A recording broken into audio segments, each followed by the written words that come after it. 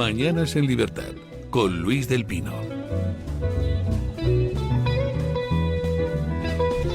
8:45, 7:45 en las Islas Canarias y comenzamos nuestra tertulia de lujo de hoy con una nueva incorporación, don Pablo Victoria. ¿Qué tal está usted? Muchas gracias, Luis, muchas gracias por invitarme, muy bien. Don Pablo Victoria, que es miembro... Perdón, es que... Perdón, don Julián... No te quería decir nada porque Julián Victoria, me llames así. así. Me he equivocado porque es el hijo de un gran hombre, es del historiador Pablo Victoria, que mañana se cumple un año de su fallecimiento. Discúlpeme. No, para mí es un honor que me confunda. Don Julián Victoria. Don Julián Victoria es diputado de Vox en la Asamblea de Madrid y además pues vicesecretario de Vox Madrid, ¿no? Sí, eso es. Vicepresidente y coordinador en el grupo parlamentario. Sí. Pues bienvenido a esta mesa de Muchísimas tertulia. gracias por contar conmigo. Y tenemos con nosotros a doña Ángeles Ribes. ¿Qué tal está usted? Cansada, don Luis. Cansada. ¿Cuánto tiempo hace que no la veía? Desde ayer por la tarde. Yo creo que hace como, ¿qué? 8 horas. Ayer estuvimos en la presentación de un libro extraordinario, La corte del rey Junqueras. Del emperador. Del emperador Junqueras, de nuestro querido amigo don Sergio Fidalgo, que estuvo ayer precisamente en la tertulia y ayer en el restaurante La Castafiore.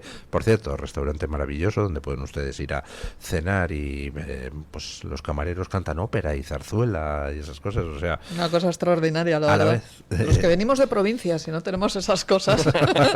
Seguro que en Barcelona hay algún sitio. Pero yo soy más de provincias aún. Ah, bueno, sí, usted claro, viene de Lérida. Yo vengo de la Cataluña profunda y allí este tipo de restaurante espectáculo pues no lo tenemos, muy a mi pesar, porque yo siempre he pensado que enfocado no tanto al sector operístico, que eso tiene un recorrido, digamos, en una ciudad pequeña como la mía más corto, pero algo así tipo cabaretero siempre he pensado que podría funcionar muy bien. No sé, igual me lanzo un día. Bueno, pues no dejen ustedes de comprar el libro La corte del emperador Junqueras de Sergi Fidalgo, que pasarán ustedes un rato extraordinario y se partirán de risa con esa descripción que Sergi Fidalgo hace con su sentido del humor, pues de una situación que es, la verdad, bastante lamentable. O sea, los separatistas, que son lo peor de lo peor, son unos ladrones macarras y además se dedican a machacar a los catalanes, pero además es que son profundamente ridículos, ¿no? Pues para que todo el mundo se haga una idea de la calaña del personaje, ahora que lamentablemente, por cierto, un gran abrazo a todos los que están sufriendo y padeciendo este incendio en Toledo. Tuvimos nosotros también en Cataluña, hemos tenido unos episodios de incendios bastante graves. Y de repente, pues yo vi una comunicación en redes sociales donde salía la noticia del que el señor Oriol Junqueras estaba en el centro de mando de extinción de incendios, allí, interesándose por la labor de extinciones y tal. Haciendo como que se interesaba, ¿no? Que no es cargo público, no es absolutamente nada ni nadie, es decir, es un ciudadano normal y corriente. Y ya, santo de qué estaba allí, quién lo invitó y por qué. Además es como un oxímoron, ¿no? Oriol Junqueras apagando fuegos cuando no para de provocarlos. Esa es otra, ¿no? Pero es esa confusión que existe muchas veces en Cataluña entre lo público y la posesión total del separatismo de lo público. Dices, oye, si no eres un cargo público, tú no tienes que estar... Yo también dudo mucho de que según qué cargos tengan que estar en centros operativos, no, lo que hay que hacer es dejar trabajar al personal. Pero dicho esto, es como si yo ahora me fuera a Toledo y dijera, bueno, es que vengo a ver cómo van las cosas en el centro de mando y tal, y me dirían, señora, ¿y usted quién es? Pues ahí no se pregunta, ahí se da por hecho que es alguien. Imagínate cómo son. Bueno, alguien es un delincuente, ¿no? Sí, en fin. sí. Bueno, Sí.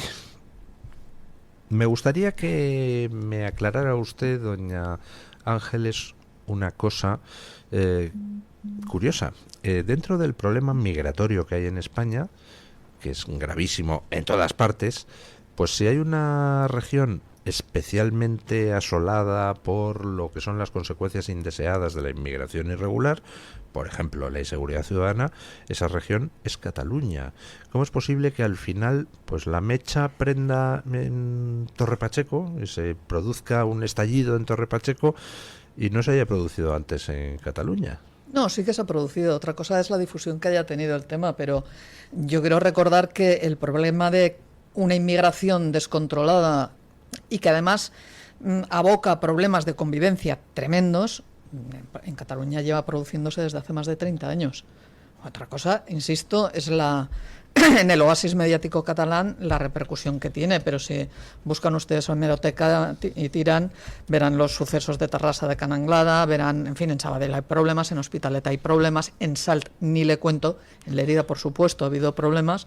Es decir, esto viene muy sí ha atrás. habido estallidos vecinales. Bueno, yo recuerdo uno en la provincia justo al lado, esto fue en Huesca, pero pegadito a Lérida, en Fraga, que es una zona que tiene las mismas características que la nuestra, una zona agraria, de fruta de temporada, con lo cual necesita mucha mano de obra. En un momento dado, voy a hacer un resumen muy breve de cómo funcionaban las cosas antaño.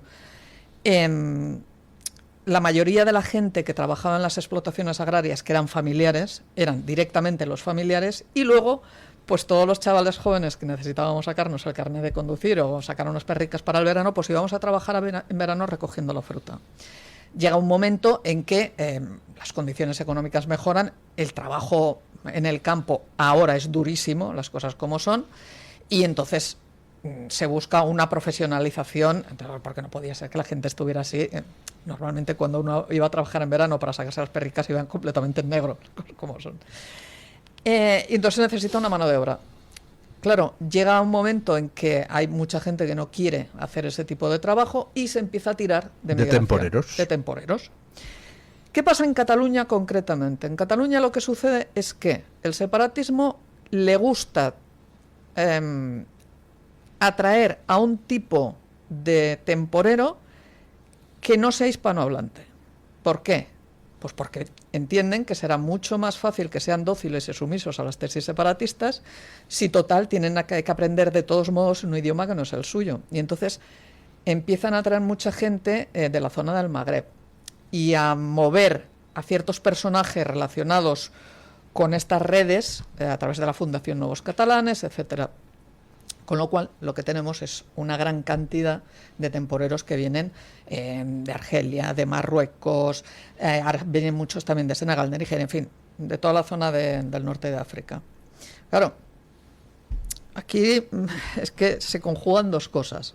La primera, una ceguera absoluta por parte de los partidos políticos, y aquí englobo a todos, porque en este sarao de la inmigración durante 30 años, insisto, nadie ha hecho nada, tanto desde el gobierno central como desde los gobiernos autonómicos. Al contrario, se han promovido unas leyes que yo creo que han sido completamente suicidas.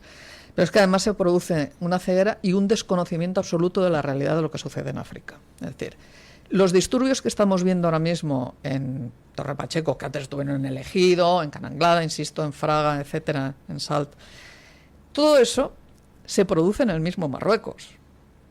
Es decir, los enfrentamientos entre magrebíes y subsaharianos están a la orden del día. Durante muchos años se iban produciendo y esos comportamientos se reproducen luego aquí en España. Por otra parte, hay grupos de nacionalidades que tú no los puedes mezclar.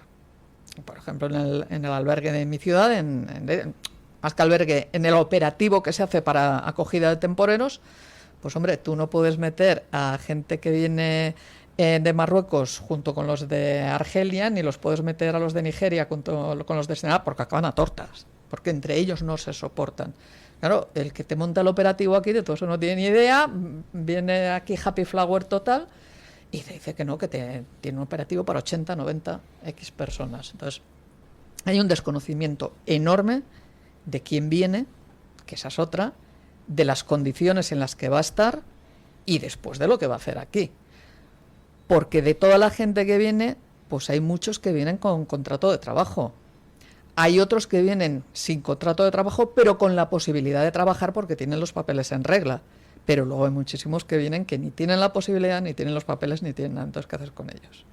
Entonces, la situación es, ya llevamos mucho tiempo diciendo, lo que es potencialmente explosiva, porque por un lado, por muchos operativos que pongas de acogida, de alojamiento, etcétera, siempre se te quedan cortos. Y llega un momento en que tienes que tomar la decisión de tú entras, tú no.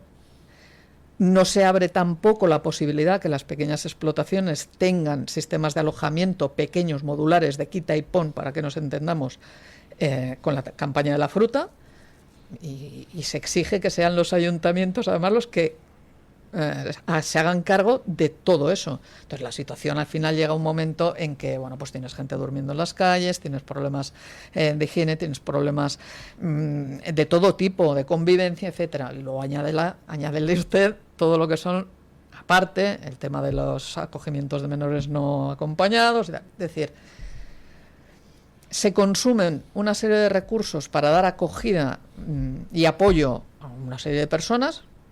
No voy a entrar si está bien o si está mal, pero que se consumen. Y por otro lado, luego tienes una serie de ciudadanos que ven cómo año tras año la situación no solamente no mejora, sino que empeora, y que esos recursos ellos no los pueden utilizar.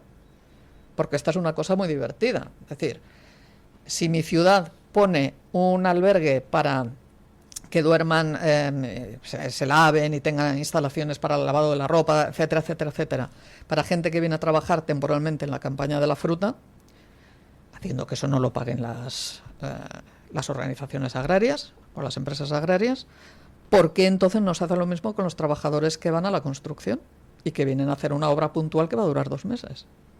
Y se obliga a la empresa constructora a que sean ellos los que busquen pisos, los que busquen hostales, Entonces, hay una situación de agravio comparativo que después de tanto tiempo, después de tantos años y una situación económica que cada vez es más complicada, evidentemente estalla. Y esto es lo que está sucediendo. Bueno, pues hemos visto cómo ha estallado en Torre Pacheco. En Torre Pacheco estamos conociendo el perfil del señor, que es el que da origen a todo el tema, que es pues un marroquí que vivía en Jumilla y que resulta que tenía antecedentes por robo con violencia, por hurto, por atentado contra la autoridad. Y teniendo esos antecedentes, resulta que seguía residiendo en España. No estaba en su país de origen. Bueno, de hecho, como el que incendió a la chica el otro día en Canarias, que tenía orden de expulsión. Desde el 2 de junio. Y entonces, ¿qué pasa ahí? Que las administraciones estaban haciendo la vista gorda para no tener que expulsarlo cada una. Es muy grave, porque, es más, si tenía orden de expulsión, lo que Vox está diciendo no es tan loco, ¿no? Oye, los que vienen aquí a delinquir, o los que han entrado ilegalmente, o los que no se adaptan, hay que expulsarlos. Esta persona ya tenía orden de expulsión. ¿Por qué no se ejecutó esa orden, no? Y luego hay otra cosa que también me gustaría remarcar, que usted ha hecho un pequeño apunte antes, que es el tema de la limpieza de antecedentes cuando vienen según qué personajes aquí. Nosotros tuvimos un caso atroz en su momento, del conocido como el monstruo de Chamala, con un señor ecuatoriano que era un asesino en serie, un asesino y violador en serie en su país. En Ecuador. Sí. El cual vino aquí en el año 2000, si no recuerdo mal. En el 93 se le detuvo acusado de asesinato y violación de 8 mujeres y la violación de otras 2, eso en su país. Y en 2000 se vino para aquí, para España, con una limpieza de antecedentes que se realizó en su país. Entró a trabajar como vigilante en un parking de unos cines en mi ciudad y el resultado fue la violación y el asesinato de una chica. Y ese hombre estaba aquí con los permisos en regla y con los antecedentes completamente borrados. Insisto, 8 asesinatos y violaciones y 2 violaciones más en su país. Entonces, aquí tenemos un problema, porque no sabemos quién entra y en qué condiciones. Entonces, lo mismo te entra un honradísimo padre de familia, por que será la mayoría, que son la mayoría, y luego pero te entra... Con que te entre un 2% de salvajes, claro, pues ya lo tienes. Y luego también te entra una parte de personas que no son necesariamente personas criminales, pero que están acostumbradas a vivir en climas de violencia en sus países de origen. Y frente a esas situaciones de violencia reaccionan de una forma a veces agresiva. Entonces, eso es algo que también hay que saber. Insisto, aquí yo me tiré durante muchos años intentando en el ayuntamiento que se me explicaran cuáles eran los orígenes, dónde venían, dónde iban a trabajar, y bueno, un poco menos que si fuera yo la Stasi. De hecho, Luis, tú sabes que el primer inmigrante aquí soy yo. Tú sabes que yo soy colombiano, yo nací en Santa Fe, Bogotá, y España nos acogió, España nos hicimos por integrarnos, evidentemente, porque principalmente lo tenemos fácil porque nuestra cultura es la misma. ambos lados del Atlántico somos exactamente los mismos. Para mí la única diferencia entre Colombia y Andalucía puede ser la misma que entre Andalucía y Galicia. El acento, la comida y las fiestas populares, pero completamente lo que es la concepción de la familia, de la vida, de la moral, de ese sentimiento de hispanidad, la lengua, lo espiritual, es lo mismo. Entonces nosotros lo teníamos fácil, pero nosotros nos integramos y somos los primeros que denunciamos que está viniendo gente, uno, que está manchando la imagen de los inmigrantes que vienen a integrarse de forma legal y a construir y aportar codo a codo con los peninsulares, y dos, porque, quiero decir, nosotros huimos de Colombia por una situación de riesgo, de peligro, venimos a España y empieza a ser parecido. Entonces, claro, porque nosotros vinimos a Europa es segura, y llegábamos a España, nosotros llegamos en 2001, las calles de España, eso no lo habíamos conocido en Colombia, eso no se había conocido en Medellín, eso no se había conocido en Barranquilla, en Cali. Nosotros en Madrid nos sentíamos absolutamente protegidos y libres. Ya no empieza a ser así. Ahora no lo empiezo a ver tan claro de que Europa, bueno, por supuesto, España está incluso mejor, que esto es lo triste, está mejor que otros países europeos, ¿no? Que París, que Bruselas, que Berlín, donde ya la criminalidad es escandalosa. Entonces, nosotros, uno, que otros inmigrantes vengan a dañar la imagen de los que sí venimos a construir, y dos, que otros inmigrantes vengan y pongan en riesgo lo que los peninsulares habían construido, lo que nosotros queremos preservar, ¿no? Es muy triste. Así es. Pausa publicitaria y vamos a comentar las consecuencias sociales que tiene todo esto, porque estamos conociendo toda una serie de encuestas en los últimos días que todas apuntan a lo mismo, a que a la gente se le ha llenado el gorro de pipas y empiezan a apoyar cada vez más en masa pues a los partidos que tienen un discurso más firme, sea demagógico o no lo sea, contra la inmigración. Pausa publicitaria y vamos a ello.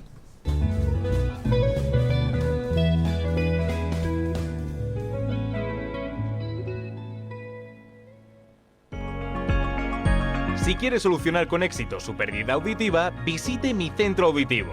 Profesionales expertos con más de 20 años de experiencia en la mejora eficaz de la audición.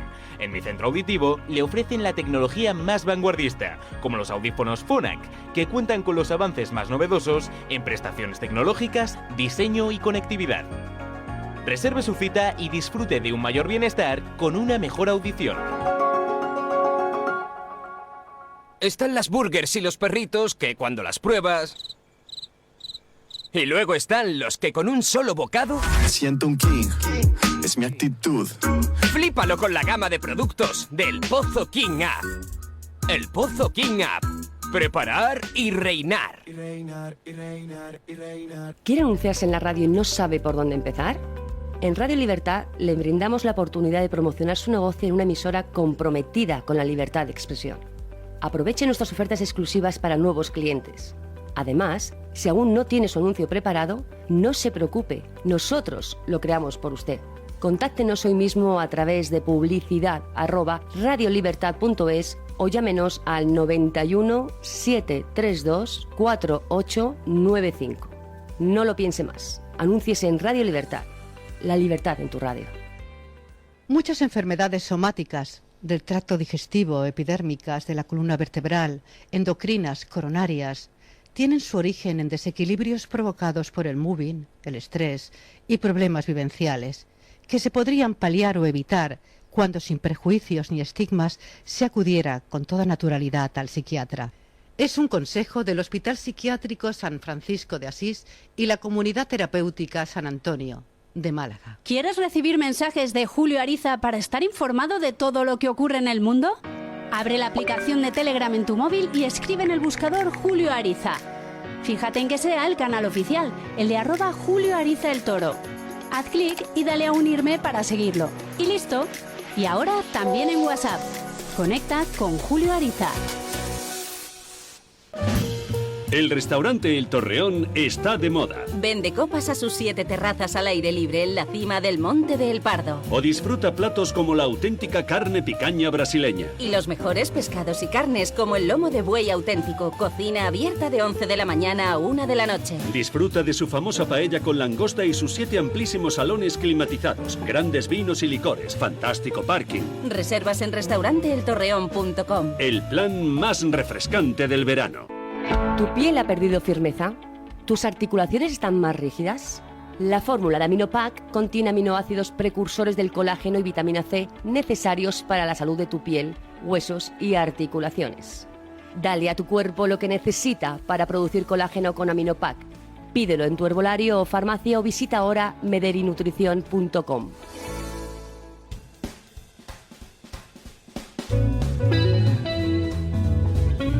Mañanas en Libertad.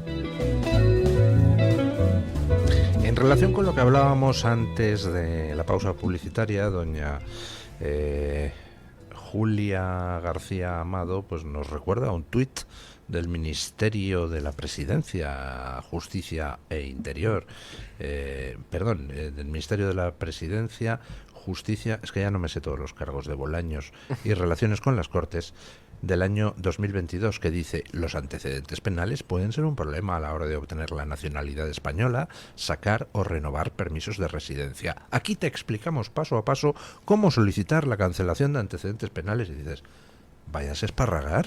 ¿Para quién gobiernan, no? ¿Para quién gobiernan ustedes? Bueno, pero vamos con el tema de las encuestas.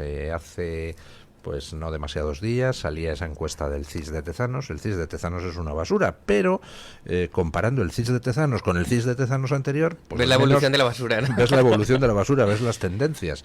Tendencia 1, el PSOE se está hundiendo, pero hundiendo a una velocidad acelerada. Tendencia 2, Vox se está disparando en las encuestas. Pero es que hace 2 días salía... Bueno, ayer salía la encuesta del equivalente al CIS en Andalucía, que lo que ve es que el PSOE se hunde, efectivamente, el PP baja, sube algo la izquierda del PSOE, y Vox se dispara al alza. Y es que hace 2 días teníamos el CIS catalán, que allí se llama CEO, que lo que indica es que quien se dispara en Cataluña son Vox y Alianza Catalana, que es esa escisión del separatismo con discurso anti-inmigración, yo creo que aún más fuerte que el de Vox, mucho más, y que está subiendo como la espuma.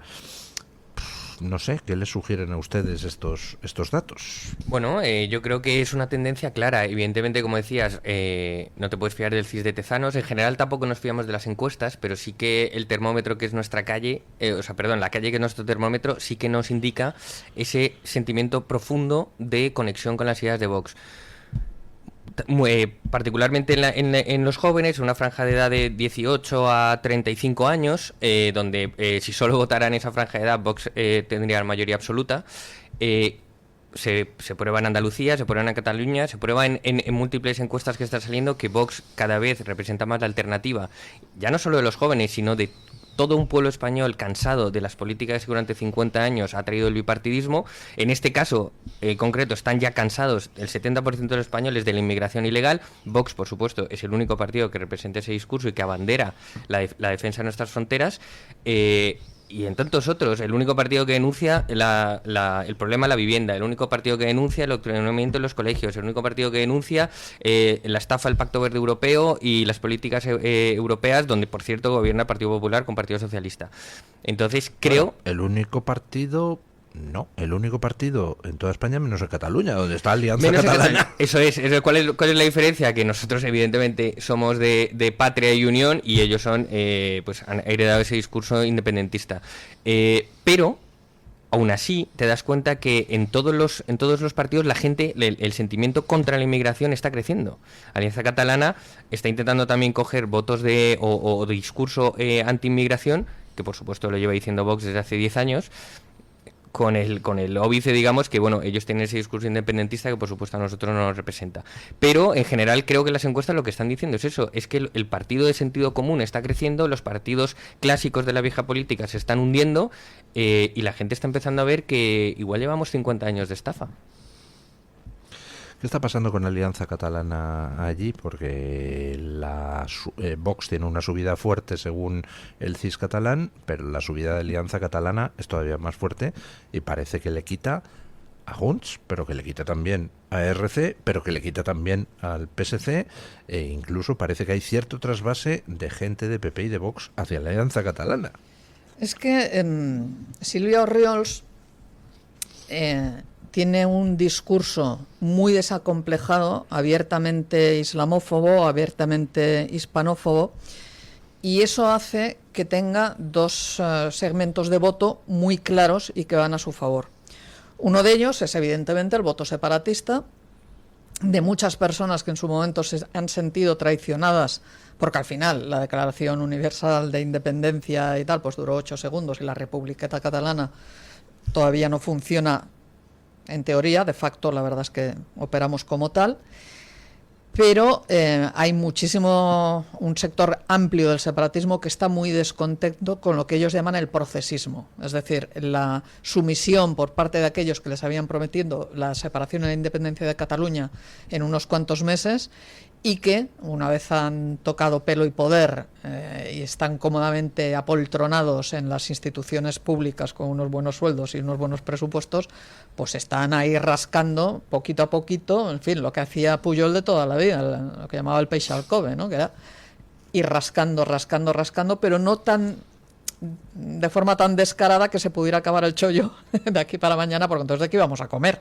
Es decir, entonces ella abiertamente llama cobardes, llama vendidos, sumisos, etcétera, a todos estos partidos, con lo cual rasca del votante descontento, por supuesto, de Junts, del votante descontento de Esquerra, del votante descontento de la CUP y de algún que otro despistado que anda por ahí. Eso por la parte del separatismo. Pero es que después tiene un discurso muy agresivo anti-inmigración, sobre todo anti-inmigración musulmana, islámica. Y ahí cata de todos, absolutamente de todos, porque no se corta, tiene un discurso sobre seguridad muy potente, muy contundente, de hecho en su ayuntamiento lo lleva a cabo, que es otra de las cosas que le beneficia, porque ella puede demostrar que lo está llevando a cabo, cosa que otros partidos, como no gobiernan, como es el caso de Vox, pues podemos pedir, se puede pedir la luna, pero si luego resulta que no estás en posición de cogerla y bajarla al suelo, pues ella no, ella en estos momentos tiene una alcaldía y por lo tanto puede decir claramente lo que yo estoy haciendo en Ripoll lo voy a hacer en toda Cataluña. Si lo consigue, desde luego, vayan ustedes abriéndome aquí, no sé, alguna casa de acogida o algo, porque los primeros a los que nos va a echar podemos poner aquí un colchoncito para dormir en el estudio. Rápido, y al final tampoco consumo mucho. La cuestión es que ella creo que ha sido muy inteligente, perversamente inteligente, a la hora de tener muy claro cuáles iban a ser sus dos focos en los que se iba a centrar. Ella no se despista en otro tipo de discursos, no entra, o sea, ella entra claramente en lo que tiene, en vender un tradicionalismo catalán a ultranza, lo de la patria catalana, las tradiciones, en fin, todo, nada más que ver el nombre que les ha puesto a sus hijos, que son aquello de rancio abolengo catalán y tal, y luego el discurso de la seguridad de la inmigración.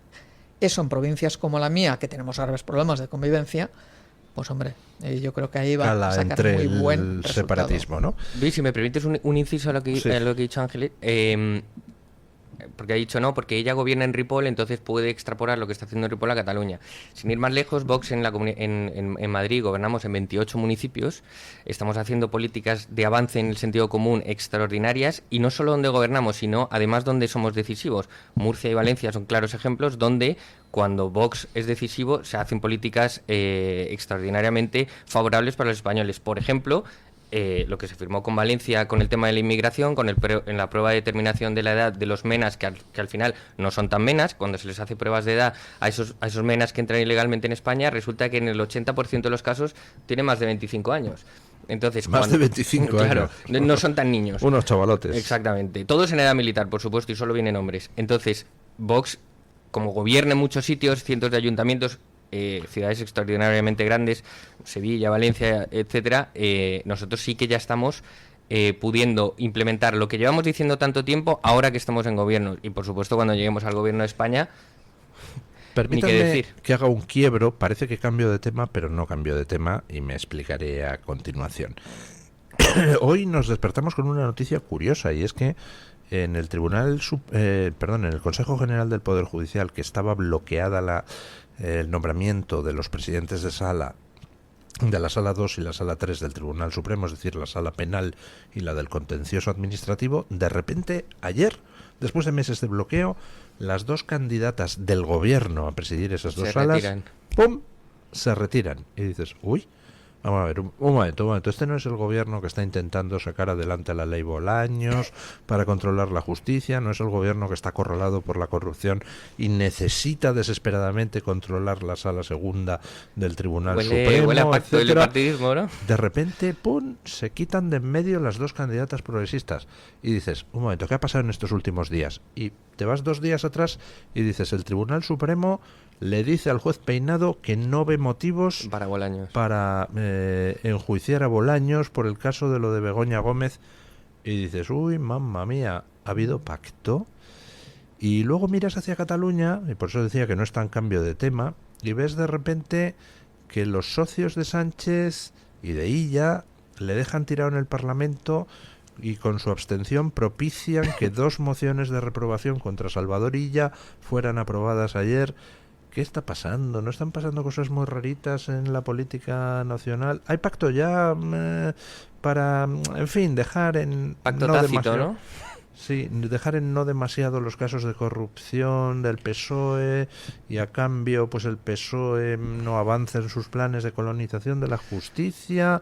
Incluso, Luis, yo creo que va a ser cada vez más obvio. Cada vez que, en cuanto se vayan acercando más las elecciones, vamos a ver al bipartidismo en su máxima extensión y, por tanto, opresión, defendiéndose entre ellos, porque realmente, como son los mismos, solo cambian de color, dicen, oye, pero si tú y yo hemos robado toda la vida, vamos a protegernos, vaya a ser que entre Vox aquí y levante la alfombra, ¿no?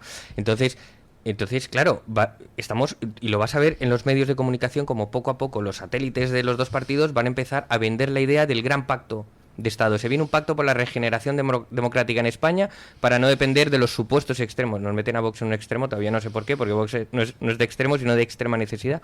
Pero bueno, el caso es que todo eso que estás diciendo, que la gente no se da cuenta, porque esto, solo los que estamos muy metidos en el tema político, nos damos cuenta que se han renunciado 2 del Supremo, que si Bolaños y tal. De esto el común de los españoles no se dan cuenta hasta que ya lo ven en cualquier medio de comunicación, cuando diga, no, es que viene un gran pacto, es que este pacto ya se lleva fraguando años, es que este pacto se hizo cuando se repartieron el Constitucional, es que este pacto se hizo cuando se repartieron el Consejo General del Poder Judicial, cuando se repartieron la televisión pública. Quiero decir, no nos puede sorprender que el bipartidismo se esté defendiendo.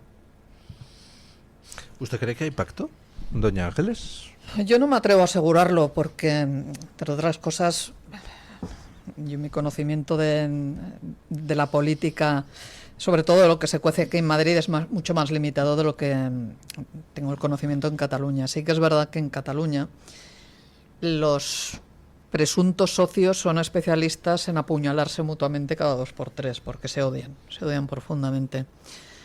Podría parecer que es todo lo contrario, porque al final tienen un objetivo común y muchas veces unen esfuerzos para ese objetivo común, que es evidentemente parasitar al máximo posible al resto de España y después conseguir una separación de facto o teórica. Pero están acostumbradísimos a matarse entre ellos. Es más, cuando el PSC ha estado gobernando con otros partidos, como en su momento con el otro tripartite, etcétera, él se dedicó a fagocitar y machacar a los socios sin piedad. O sea que no es algo que sea muy extraordinario. Sí que es verdad que lo que comentábamos antes, el elemento ahora mismo desestabilizador que hay en la política catalana es Alianza Catalana, no es Vox, porque Vox tiene un techo lógico, como tienen otros partidos. Bueno, nos han dado muchos techos y los estamos rompiendo, ¿eh?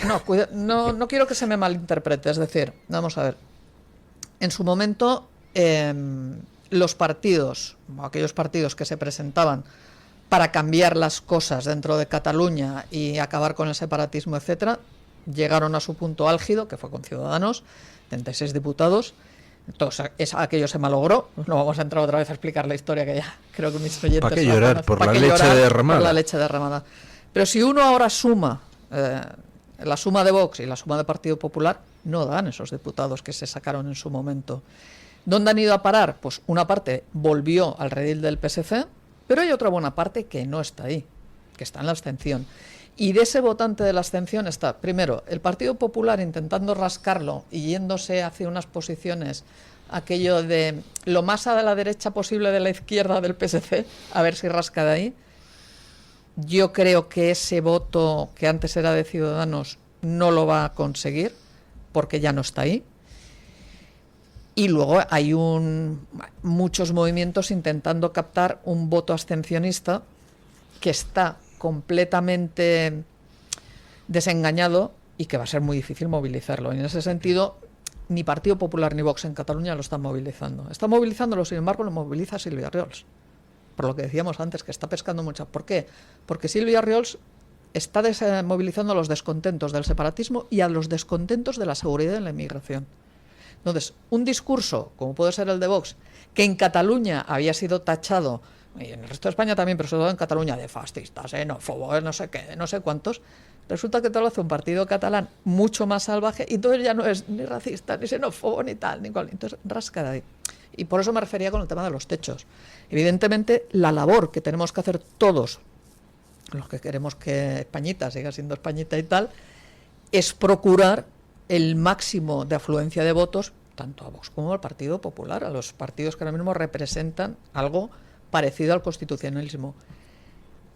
Y en ese sentido, en las últimas autonómicas, algunos nos dedicamos sobre todo a decir que donde no podía ir de ninguna manera el voto era el Partido Socialista Catalán.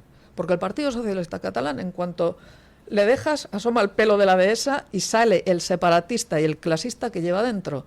Entonces, ahí es donde yo creo que deberíamos de buscar una alternativa que ahora mismo yo no veo que exista, las cosas como son. Bueno, vamos a hacer una pausa publicitaria porque pues me dicen que ya ha llegado nuestro invitado del día, entonces bueno, pues para no hacerle esperar, pausa publicitaria y seguimos.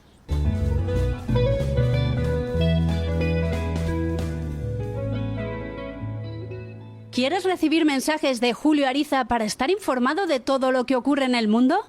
Abre la aplicación de Telegram en tu móvil y escribe en el buscador Julio Ariza. Fíjate en que sea el canal oficial, el de @Julio Ariza el Toro. Haz clic y dale a unirme para seguirlo. Y listo. Y ahora también en WhatsApp. Conecta con Julio Ariza. La doctora Iradier, especialista del Instituto de Microcirugía Ocular, IMO, Grupo Miranza, realiza en Madrid cirugía premium de presbicia y catarata. Si desea eliminar sus gafas de vista cansada o nota que con la edad pierde visión, la doctora Iradier le realizará el tratamiento para recuperar la agudeza visual y nitidez de la juventud con la mejor lente intraocular y la técnica más segura y eficaz. Doctora Iradier en IMO, Grupo Miranza. Teléfono 910-783-783. Calle Valle de Pinares Llanos 3, Mirasierra, Madrid. ¿Quiere anunciarse en la radio y no sabe por dónde empezar? En Radio Libertad le brindamos la oportunidad de promocionar su negocio en una emisora comprometida con la libertad de expresión. Aproveche nuestras ofertas exclusivas para nuevos clientes. Además, si aún no tiene su anuncio preparado, no se preocupe, nosotros lo creamos por usted. Contáctenos hoy mismo a través de publicidad@radiolibertad.es o llámenos al 91 732 4895. No lo piense más. Anúnciese en Radio Libertad. La libertad en tu radio. El DHA omega 3 es clave en el funcionamiento normal del cerebro, la visión y el corazón. Si te preocupa el deterioro asociado a la edad, debes tomar DHA. El DHA de Mederi Nutrición tiene certificación IFOS, máximo estándar de pureza y calidad. Busca DHA Pure NPD1 o visita ahora mederinutrición.com. Escucha este programa cuando y donde quieras. No importa si te perdiste el directo, porque lo tienes completo en podcast. Encuéntranos en iVoox, Spotify, Amazon Music y Apple Podcasts. Radio Libertad, a un clic de distancia.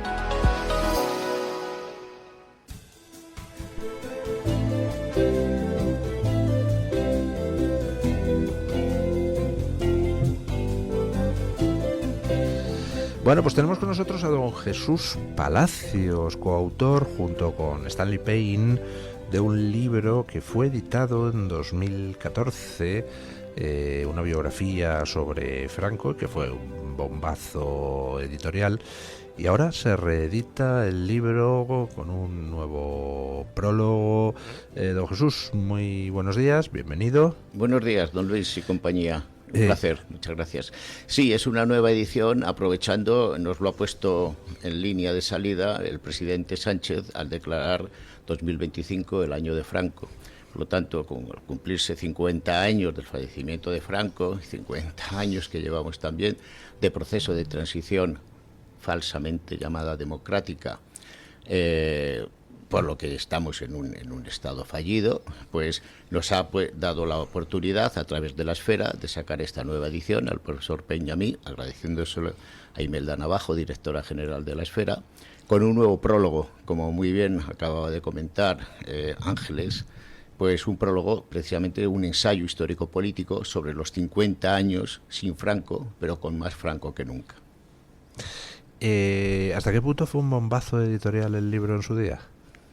Muy importante. Aquí en España tuvo 5 ediciones, una profusión, una difusión muy acentuada, muy importante. Se le dedicaron, desde luego, de forma muy, en un sentido y en otro. También en el prólogo lo comentamos, tanto a favor como en contra. Y también exteriormente, en internacional, el libro tiene una edición en inglés, editado en Wisconsin Press, en la Universidad de Wisconsin, y también otra edición en chino. ¿En chino? Sí. Curioso. ¿Qué críticas recibió el libro en su día? ¿Cómo fue acogido? En un sentido, por ejemplo, Walter Laqueur, un gran especialista internacional en ensayos históricos y analista, como digo, pues para él dijo que era la biografía definitiva, no lo decimos nosotros, la biografía definitiva. Otros, como Robert Stradlin, dijo que era una de las biografías más ponderadas y objetivas que desde luego había conocido. Y así en España también, en fin, diversos autores, ensayistas, historiadores y periodistas. ¿Y en la oposición? Usted también, por ejemplo, que no me dedico una entrevista al respecto también sobre esto. En la oposición, bueno, pues hay que decir que es un conjunto de ensayistas y de profesores, pues inspirados, instigados por Viñas, pues se dedicaron un número especial que se edita Hispania Nova, me parece que se llama, a través de la Universidad Carlos III, para intentar desmontar capítulo a capítulo, cada uno un capítulo, intentando desmontar lo que nosotros escribimos, desarrollamos con investigación en este libro. Y después el mismo Ángel Viñas, publicó a los pocos meses un libro con el título de La otra cara del caudillo, en donde en vez de estar dedicado a Franco, en realidad nos lo dedicaba a nosotros, con más de 200 y pico entradas, referencias a cada uno, tanto al profesor Peña como a mí. Bueno, Pedro Sánchez pues declaró que este año iba a hacer más de 100 actos sobre Franco. Yo la verdad es que cuando escuché la noticia dije, ¿para qué los hace? O sea, vamos a ver, ¿realmente piensa que ese tipo de actos le pueden proporcionar rédito político? Yo creo que no, yo creo que todo lo contrario. Es decir, en la situación en la que estamos de degeneración del gobierno español, pues casi cualquier cosa que haga el gobierno español suscita el efecto contrario. Yo qué sé, mañana sale Pedro Sánchez diciendo que la última película de Segura de Padre no hay más que uno 5 es una basura, y automáticamente se llenan los cines. O a la inversa, dice que le ha encantado la película y automáticamente deja a la gente de ir. Creo que Sánchez provoca rechazo ya en lo que haga, con lo cual hacer 100 actos en un año sobre el tema de Franco, pues como mucho va a lograr que más gente se interese por la figura de Franco. Vamos, pienso yo. No sé si estarán mis contertulios de acuerdo. Por supuesto. Pero yo discrepo un pelín. A ver. Sí, porque estos actos en realidad son para satisfacción del propio personal. Entonces, le da igual si eso provoca una reacción contraria. Es más, yo creo que hasta la busca, que haya una reacción contraria en ese sentido, porque esto es café para sus cafeteros. O sea, simplemente repartir dinero a Claro. una serie de personas mediante la organización de 100 actos, ¿no? Sí, pero es cierto que lenta pero inexorablemente, si empiezan a enseñar de Franco en los colegios y la gente se empieza a informar en vez de lo que ve en los medios oficiales, pues se pueden descubrir también cosas que han permanecido ocultas, ¿no? Los pantanos, la construcción de la clase media, una España donde no se pagaban impuestos. Quiero decir, no estoy intentando ponerme de un lado del otro, sino que si planean 200 actos para este año, al final la gente se va a enterar quién era Franco. Unos lo apreciarán, otros lo odiarán, pero todo el mundo conocerá cuál es la figura. No nos equivoquemos. El fin último de estos actos no es dar a conocer una figura histórica. No, lo sé, Nada. pero inevitablemente te va a llevar a conocer la figura histórica. No tiene por qué. De hecho, la ventaja de los libros como estos, que están hechos por historiadores, es que lo que buscan es el debate historiográfico. Él no busca eso, él busca otra cosa, él busca el activar resortes sentimentales para los suyos. Y ya de paso, darle una serie de negociantes a los amigos. 50 años después, ¿qué balance se puede hacer de la figura de Franco, Jesús? ¿O qué balance deducen ustedes de su biografía? Hombre, Franco sin duda alguna fue el gran reformador después de 3 siglos de declive español, desde el ocaso, el colapso del Imperio Español, como el fracaso de los distintos gobiernos y sobre todo a través, en fin, de la reactivación política del siglo XVIII, siglo XIX, de la renovación política con los diversos gobiernos entre demócratas y liberales, etcétera, que fueron un fracaso en todos los aspectos. Franco interrumpe eso, con los fracasos, como digo, en el siglo XIX y en el siglo XX y todos los procesos de guerra civil y de los 2 ensayos republicanos. Franco interrumpe eso claro que sí, es un gobierno personal, es una dictadura personal que fue evolucionando a lo largo del tiempo. Y lo que consigue fue la modernización de España, que había sido el fracaso permanente histórico de todos estos siglos, de los 3 siglos pasados. Algo importante, interesante, que han puesto sobre la mesa tanto Ángeles como Julián, ¿verdad? Sí. Ambos pueden tener razón en lo que están exponiendo. Pero este anuncio que hace Pedro Sánchez de dedicar 100 actos en el año de Franco, con el 50 aniversario, lo que busca, por un lado, naturalmente, es tener contento a su propia militancia y a los más radicales también. Pero por otro lado, como bien ha dicho Julián, ha reactivado y despertado un interés, sobre todo en las generaciones jóvenes, por conocer quién fue la figura de Franco, porque está tergiversada, demonizada, criminalizada, y todo lo que se ha hecho ha sido propaganda en contra, sobre todo a través de las memorias, memoria histórica y memoria democrática.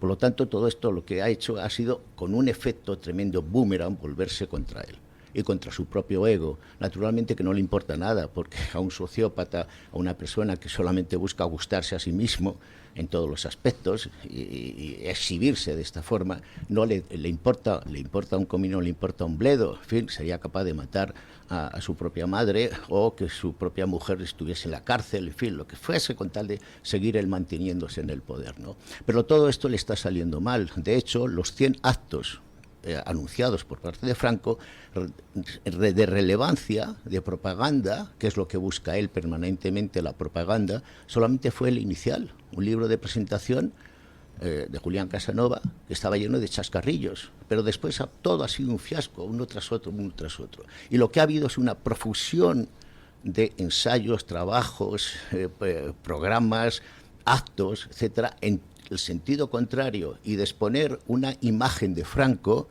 que es la que es tergiversada y la que está demonizada. Y por lo tanto, a Franco hay que colocarlo en la historia, en el sitio que le corresponde de una forma objetiva y cabal. ¿Y cuál es ese sitio que le corresponde? Bueno, lo acabo de decir, como el gran alguien que moderniza, pero bueno, podemos hacerle una crítica a esa modernización en el sentido de que, bueno, lo de Franco fue una dictadura. Al final, cuando Franco termina, pues pasamos a un régimen democrático donde vemos que al cabo de una serie de décadas pues han aflorado toda una serie de problemas que estaban larvados y que demuestran que al final pues la sociedad española sale de la dictadura de Franco pues sin tampoco tener una costumbre, ¿cómo diría yo?, muy al hilo del resto de los países occidentales de lo que es vivir en democracia. Es decir, al final, pues lógicamente, lo que sale de la dictadura de Franco es un pueblo pues un poco aborregado, ¿no le parece a usted? No estoy de acuerdo. No, lo que sale es una sociedad modernizada y moderna, y completamente en consonancia con el resto de los países europeos, en los que el mismo Franco había dicho con una entrevista con el general Vernon Walters, cuando lo envía a Nixon para entrevistar qué va a pasar después de su óbito, y se lo cuenta Franco. La sociedad española estaba completamente modernizada y al unísono con el resto de los países europeos. No había una sociedad en ese aspecto aborregada. Lo que sí que es cierto es que no se utiliza, la sociedad española no tiene absolutamente nada que ver, nada que decir con lo que se lleva a cabo en el proceso de transición, del inicio de la transición política, que lo hacen élites políticas surgidas del régimen franquista y también de la oposición interna que había, pero dentro de Franco. No las izquierdas, que no intervienen absolutamente para nada. No hay en ese aspecto, desde luego, una sociedad que no tuviese un conocimiento cabal de lo que estaba ocurriendo tanto en España. Y la sociedad que se va a entregar al rey Juan Carlos es una sociedad unida que había ya dejado todos los rencores de la guerra civil y de la confrontación y del enfrentamiento, y que fue además plasmado para los políticos exclusivamente, propiciado además por las izquierdas, por el Partido Comunista, las dos leyes de amnistía, sobre todo la de octubre del 77.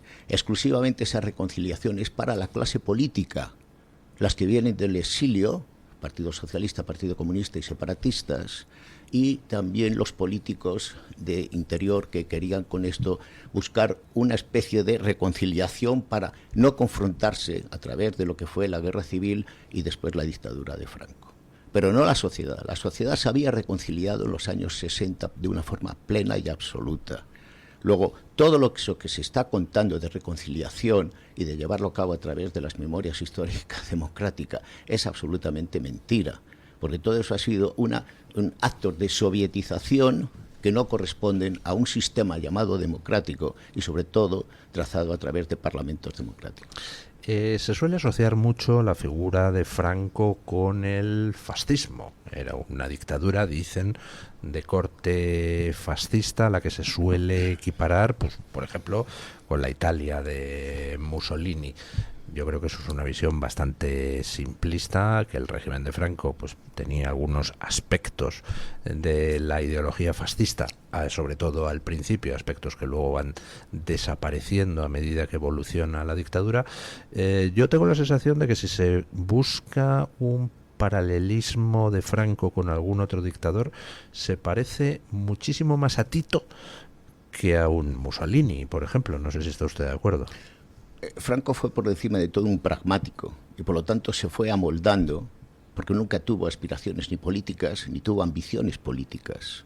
Era un militar, y además un militar reglamentista que se atenía a los reglamentos y se atenía a las instrucciones de sus superiores. Y nunca conspiró ni en la Segunda República ni desde luego en los últimos instantes, hasta que no tuvo más remedio que rebelarse, porque era más complicado y más difícil no rebelarse que rebelarse tras el asesinato de Calvo Sotelo el 13 de julio del 36.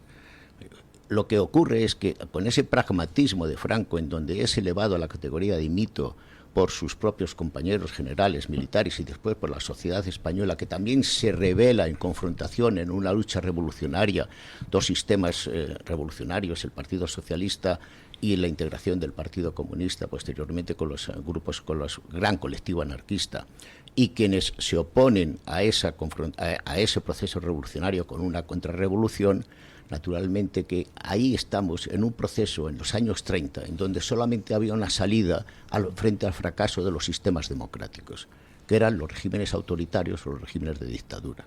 Al final del fracaso de la Segunda República, todos los políticos lo que proclamaban era una dictadura. ¿De un sentido o de otro? De uno o de otro. Luego la salida a una dictadura era absolutamente lógica en ese aspecto, que tenía inicialmente unos aspectos por la impronta que inmediatamente, por ejemplo, Falange, el movimiento más juvenil, más modernista, más europeo en ese aspecto, recibe con más de 1,5 millones de militantes a las pocas semanas, meses del inicio de la guerra civil, tenía unas connotaciones que hemos llamado y definido como fascistizantes. Pero Franco no fue un fascista nunca. Fue un católico, anticomunista, con una aversión por lo que había conocido de la masonería y de otros sistemas o de otras formas políticas de llevar a cabo las acciones políticas. ¿Estaba contra los partidos políticos? Sí. ¿Por qué? Porque demostraron en la Segunda República y históricamente anterior también el gran fracaso del sistema de los partidos políticos, como se está demostrando actualmente, después de 50 años, el gran fracaso del sistema de partidos, del estado de partidos en España. Luego, con lo que Franco se revela es con un sistema de corrupción y un sistema de destrucción, no ya de la democracia, sino de la libertad. Jesús, corrígeme si me equivoco, de hecho Franco siempre estuvo en constante conflicto con Falange, ¿no? Incluso los intentó un poco, cuando se forman los gobiernos, mantener un poco al margen para no tener toda la influencia que venía de Falange. Él tenía que contrarrestar dentro de los grupos porque ahí no hubo un partido único. Fueron una confluencia de familias y de grupos políticos que no se llamaron partidos políticos, pero que era una confluencia desde democracia cristiana, conservadores, carlistas, Falange, católicos, en fin, esa es la amalgama que nutre el sistema que se va a llamar el movimiento nacional. En un primer inicio, en un primer instante, el que tenía más vigencia y más fuerza era Falange. Y Franco adopta parte de esto, pero tenía también una confrontación incluso con los propios, aunque no tuvieron un protagonismo corporativista, el ejército, pero tenía un conflicto en diversas épocas, el año 41 y posterior también con el ejército. Franco se fue amoldando a todo esto, fue navegando a lo largo del tiempo según las vicisitudes con las que se fue encontrando, dentro de ese pragmatismo absoluto y permanente a lo largo de sus casi 40 años de gobierno personal.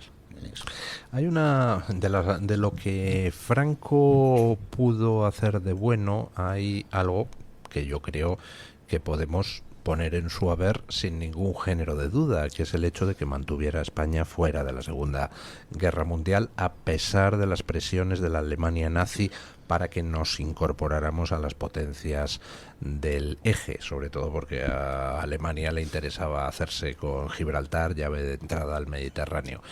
Para mí eso es algo que tenemos que agradecerle a Franco, que lograra mantenernos fuera de la Segunda Guerra Mundial. Sin embargo, hay historiadores desde la izquierda que niegan que Franco consiguiera mantenernos fuera de la Segunda Guerra Mundial. Yo he visto las argumentaciones, me parecen de lo más peregrino. ¿Consiguió Franco mantenernos fuera de la Segunda Guerra Mundial o en realidad él quería entrar en la guerra y fue Hitler el que le dijo el que no? Bueno, es un hecho que la no beligerancia, como la llega a definir Franco en un instante tras el colapso de Francia, esa no beligerancia era el inicio o el previo paso para iniciar ser beligerante y entrar como aliado con las potencias del eje, con Alemania y con Italia.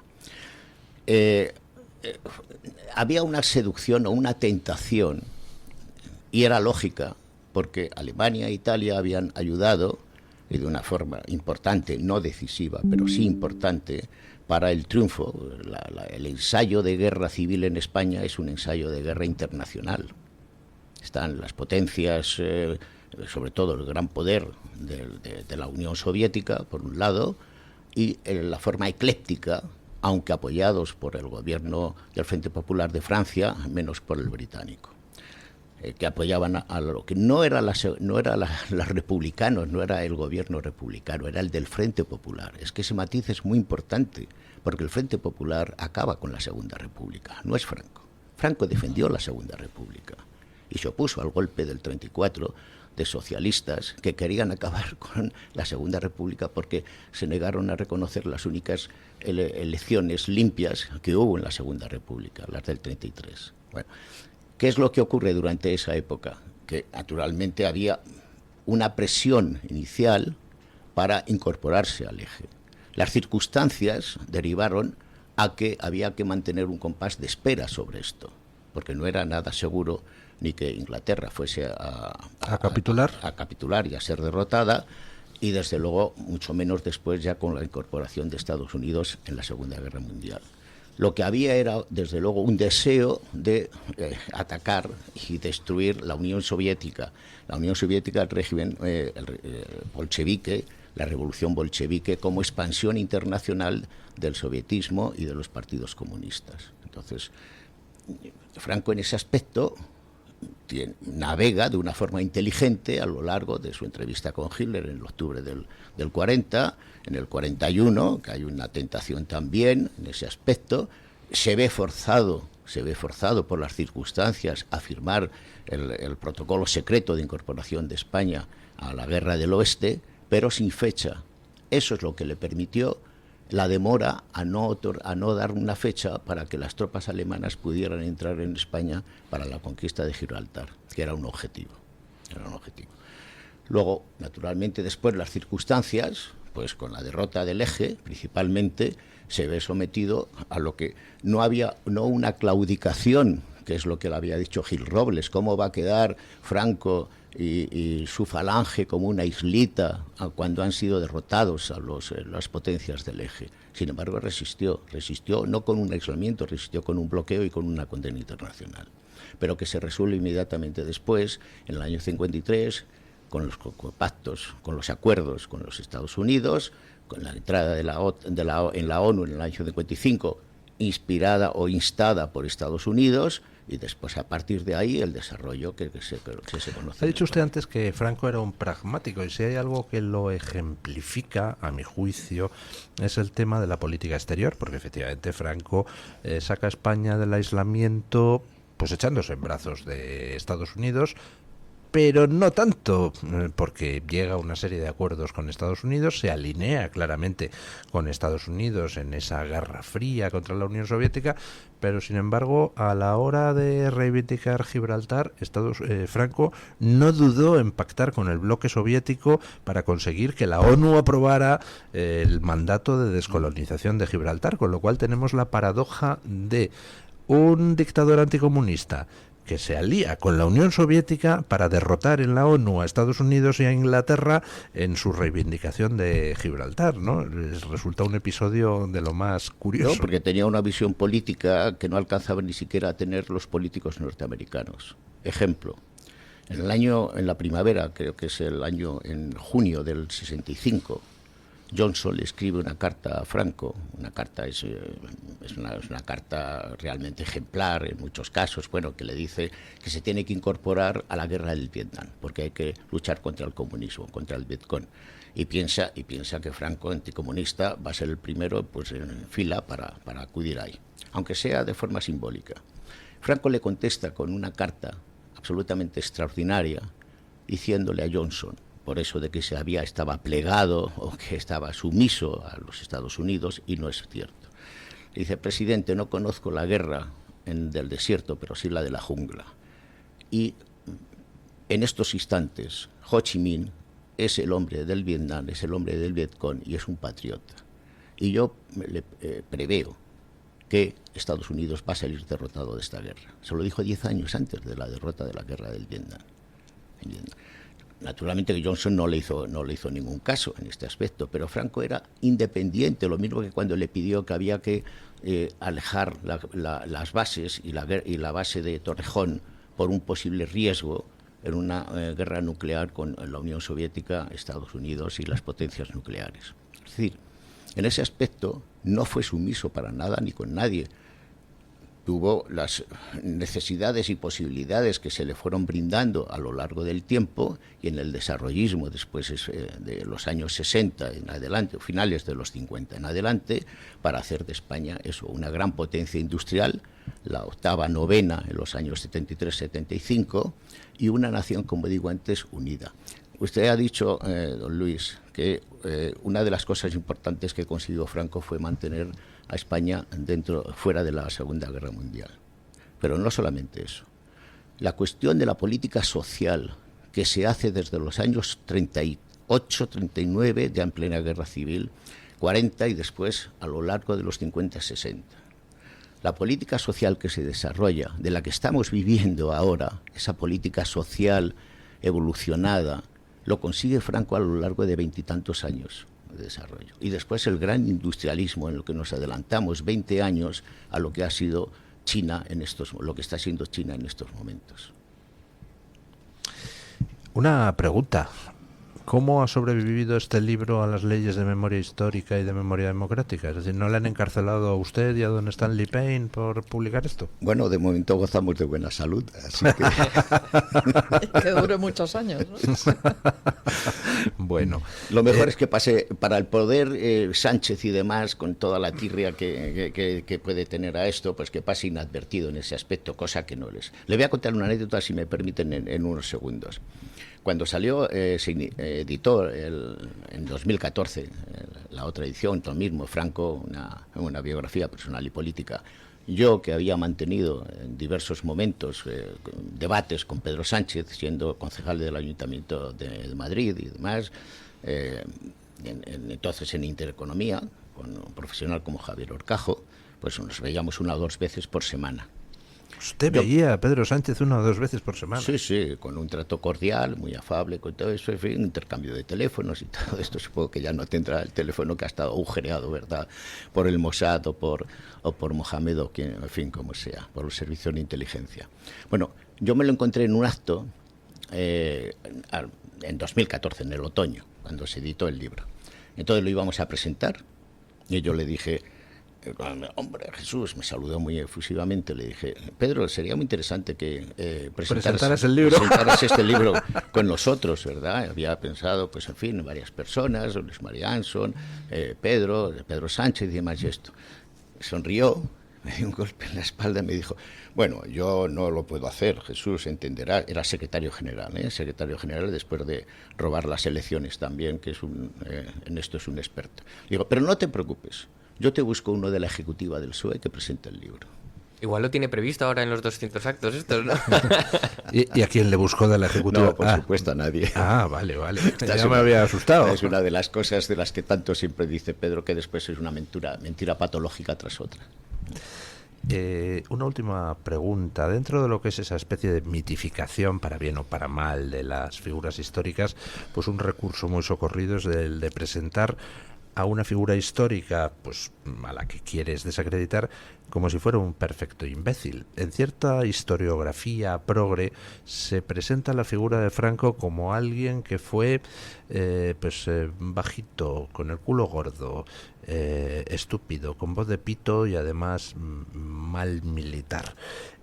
Con lo cual, claro, uno se acaba preguntando, oiga, ¿cómo es posible que este señor ganara una guerra civil si era semejante compendio de defectos, ¿no? O sea, es ridículo. No puedes tratar de desacreditar in toto una figura. Puedes criticar una figura, pero no hacer esa especie de caricatura. De caricatura, es que es ridículo, ¿no?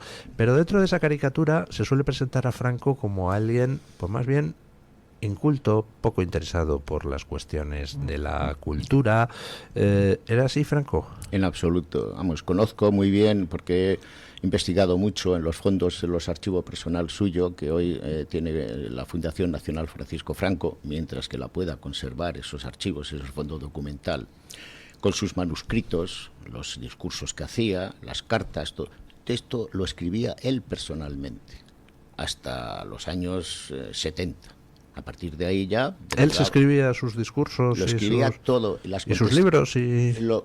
Absolutamente todo. Nunca tuvo... ¿No buscaba negros como Pedro Sánchez? No plagió su tesis. He visto todos los manuscritos en los que tenía, en algunos casos, bueno, pues primero redactaba un borrador, luego corregía, luego tenía... Todo eso está en el fondo documental de la Fundación Nacional Francisco Franco. Y tenía un gran conocimiento de la historia, de la política, y lo reflejaba en sus escritos, en sus discursos, en las conversaciones que tenía, en las relaciones internacionales, a los políticos, a todo el mundo con el que se encontraba. Tenía una gran formación y una gran cultura. Eso de que se diga que se dice que es un inculto, que no sabía ni escribir, que estaba todo, en fin, es absolutamente falaz, es falso. Una última pregunta y ya le libero. ¿Franco se fió alguna vez de alguien a lo largo de toda su trayectoria? ¿De Dios? Lamentablemente sí, hay que decirlo. ¿Sí? Se fió del príncipe Juan Carlos, y ese ha sido uno de los mayores errores que ha cometido Franco al haberlo designado sucesor en la jefatura del Estado. Bueno, eso es una opinión contundente. Ahí queda, sí. Bueno, pues le agradezco mucho a don Jesús Palacios que haya venido aquí a hablar de su libro. ¿Tienen prevista alguna presentación próxima en alguna parte? Tenemos una serie de actos programados. Hoy mismo tengo ahora otra entrevista, después tengo una presentación en Toledo, y pararemos un poco estas semanas y después, a partir de septiembre, sí, haremos presentaciones. ¿Dónde se puede ver ese calendario de presentaciones? ¿En la web de la Esfera de los Libros, por ejemplo? Supongo que sí. Bueno, pues muchísimas gracias, don Jesús. Vamos a ver qué han dicho nuestros oyentes. Pues don Luis, lo primero de todo, en este programa vamos a felicitar a un compañero que es a Gonzalo Sánchez Arjona, que cumple años el día del alzamiento, curiosamente un día como hoy. Así que, don Gonzalo, muchísimas gracias por ayudarnos siempre a salir adelante en Radio Libertad, también a nivel digital, en YouTube. Y muchas felicidades, lógicamente, también por su cumpleaños. La pregunta que les traíamos esta mañana era una relacionada directamente con la religión. ¿Qué creencias religiosas tiene usted? Y damos 4 opciones. La primera, católico practicante. La segunda, católico no practicante. La tercera, otra religión. Y la cuarta, agnóstico o ateo. Don Luis, de esta última opción, de agnóstico o ateo, ha habido alguna que otra queja, porque es muy diferente. Ya lo sé, pero es que no puedo no caben poner... más. Claro, sí. Yo le transmito, no maten a la mensajera, por favor, yo le transmito los mensajes de la audiencia, al igual que ha habido muchas quejas de aquellos que han dicho que dentro de las opciones de la religión no ha puesto cristiano, ha puesto directamente católico, porque nos escuchan muchos cristianos que no son católicos, que son que pertenecen a otra religión. Aquí sí, en España, cristianos no católicos, hay pero tampoco son tantos. ¿No? Bueno, el caso es que le doy los resultados, por lo menos los de Twitter. El 53% se declara católico no practicante, el 32% católico practicante. Hay un 2% de otra religión y un 13% de agnóstico o ateo, con esa gran diferencia que muchos ponían encima de la mesa. Voy con comentarios. Laura Martínez en Twitter dice: soy católica practicante aunque no voy a misa cada domingo. Celebro la Navidad, la Semana Santa, voy a misa cuando quiero, mi hijo está bautizado, me casé por la iglesia, rezo por el alma de los que se fueron e intento inculcar los valores cristianos a mi hijo. Pamela Rivera también en Twitter dice que no es de ninguna religión, sin embargo es espiritual. Cree que existe Dios y está vivo en todo lo que nos rodea. Dice que tiene una relación muy estrecha con su padre creador sin ningún intermediario, es decir, una línea directa con el jefe. Antonio Álvarez también en Twitter dice que no cree en ninguna religión. Paco 2024 se declara del Atlético de Madrid. Don Luis, ¿el fútbol es una religión en nuestro país? O por lo menos para Paco. Yo que soy del Atlético puedo decir que eso no es una religión, es una secta de la que estamos muy orgullosos. De la que también se sale, ¿no? El primer paso es reconocerlo. No se sale. Como dice don Julián, el primer paso es reconocerlo, como en todas las sectas, ¿no? Y a partir de ahí ya. Las publicaciones de YouTube, me quedo con 2 comentarios. Alguien que se hace llamar rodeado de posers 4000, que recoge este sentimiento del que yo les decía antes. Preguntáis por si hay católicos, pero no preguntáis por cristianos protestantes. Son distintas ramas, pero ambos son cristianismo. Las otras opciones son para otras religiones. Ninguna opción me sirve, decía este oyente a través de las publicaciones de YouTube. El Miral 9276 dice que es cristiano, soy cristiana, no voy a misa, no creo en la iglesia. Y Aparicio Pedrosa López dice que cree en Jesucristo, es cristiano, pero no idólatra. Añade que no necesita ninguna imagen para creer en lo que siente y que es feliz. Bueno, pues muchísimas gracias, doña Carmen, y a todos los oyentes que han participado en nuestra encuesta. Gracias a don Jesús. Un placer. Por venir a este programa a hablar de el libro escrito con Stanley Payne. Les repito los datos: Stanley Payne y Jesús Palacios, Franco, una biografía personal y política, publicado por La Esfera de los Libros.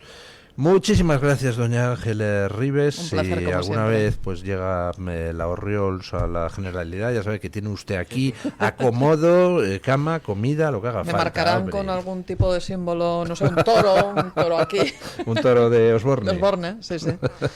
Bueno, y muchísimas gracias, don Julián Victoria. A vosotros por invitarme siempre, para que quede para la encuesta católico practicante. Apunto una más. No iba a preguntárselo porque no me gusta poner a mis tertulianos en compromisos. Ningún pero... compromiso, yo no soy creyente. Estoy dentro del 13% aquel, entre... Eso sí, culturalmente soy católica, claro. Sí, eso Bueno. también pasa Eso es mucho, distinto. que también lo han hecho alusión a los que Claro. por cultura se consideran cristianos y que sin embargo pues no son practicantes, no se reconocen dentro de esa religión. Bueno, pues acabamos aquí la tertulia, pero no el programa. Breve pausa publicitaria y nos vamos a encarar el final de este Mañanas en Libertad.